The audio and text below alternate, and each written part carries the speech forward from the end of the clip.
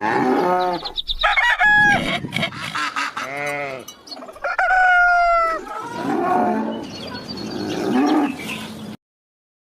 main characters of the novel Animals Farm.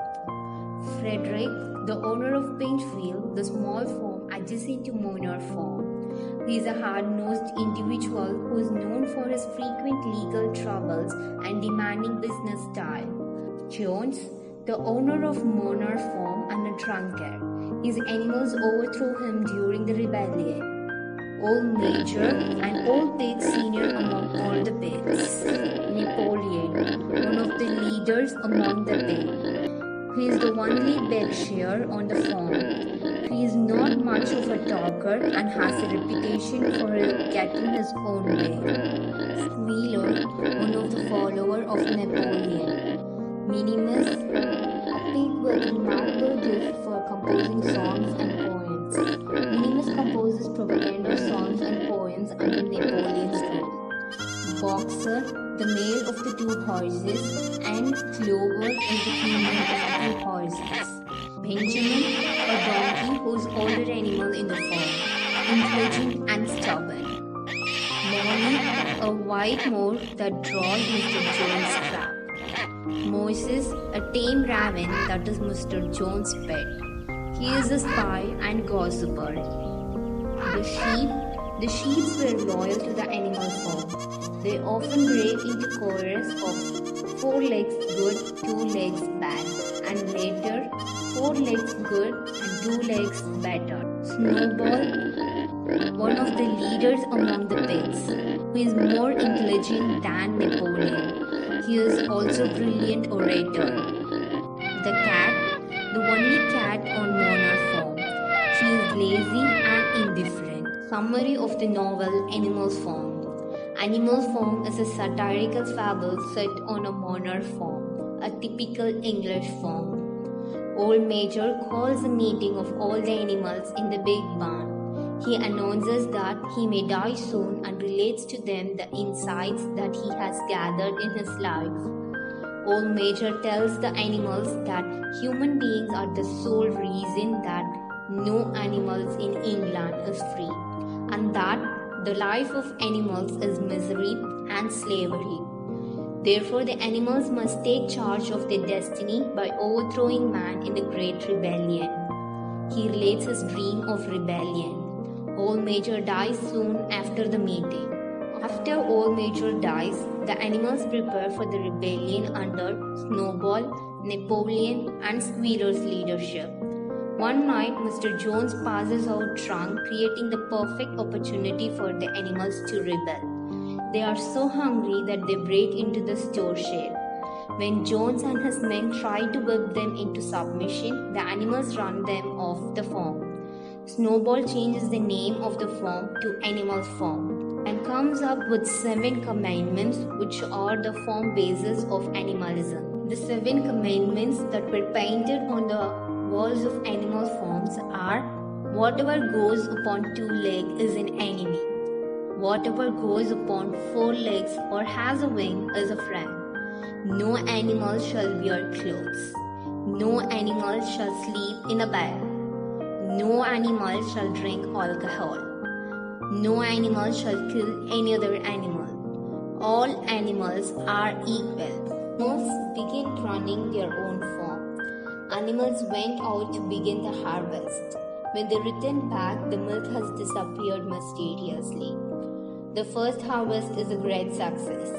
Animals followed animalism and came out with good results.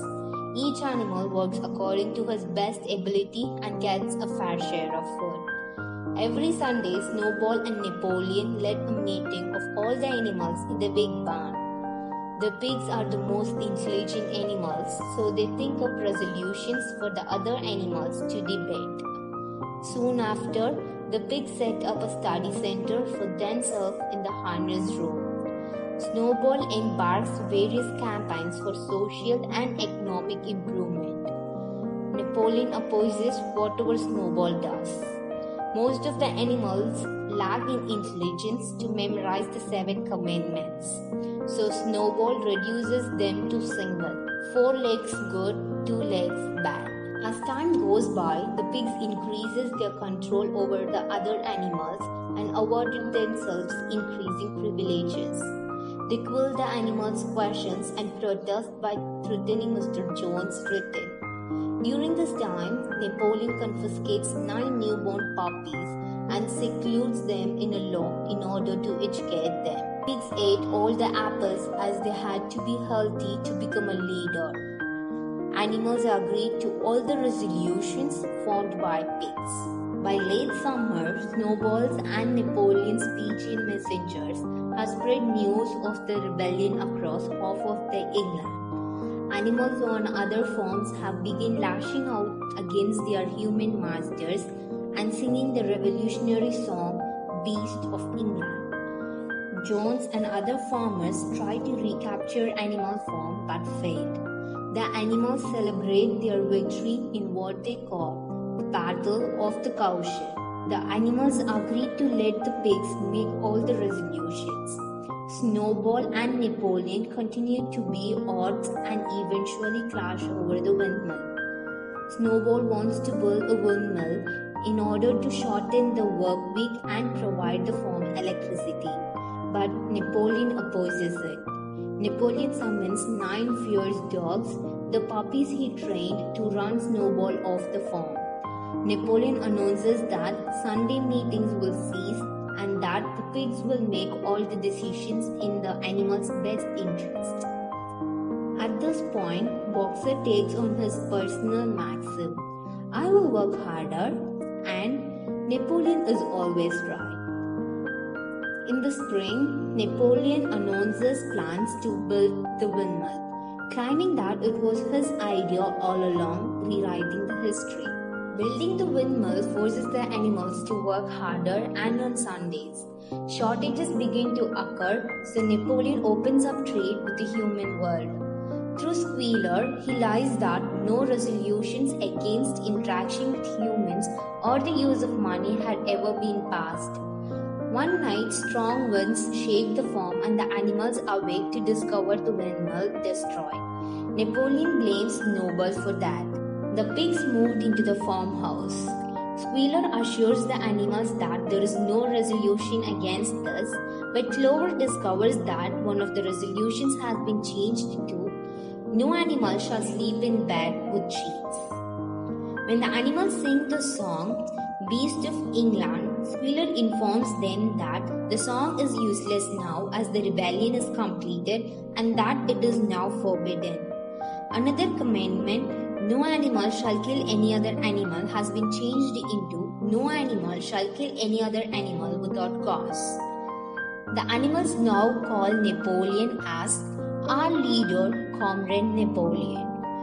They attribute all misfortunes to Snowball and all success, luck to Napoleon.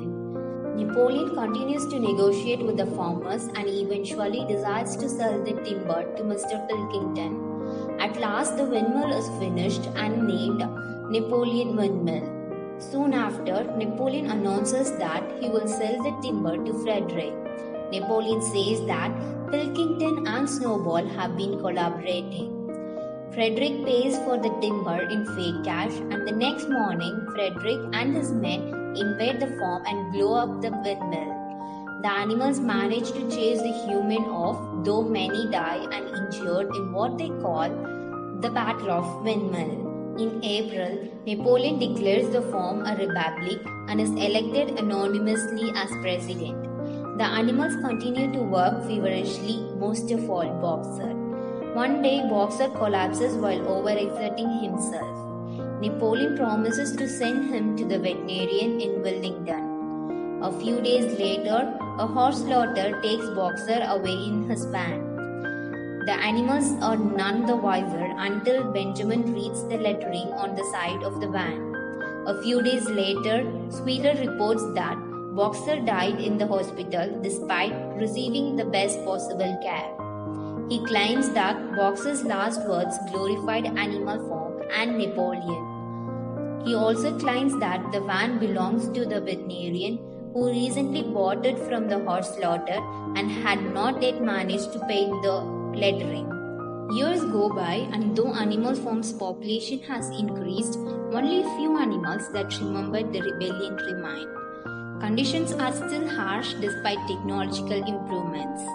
The pigs and the dogs continue to do no manual labor, instead devoting themselves to organizational work.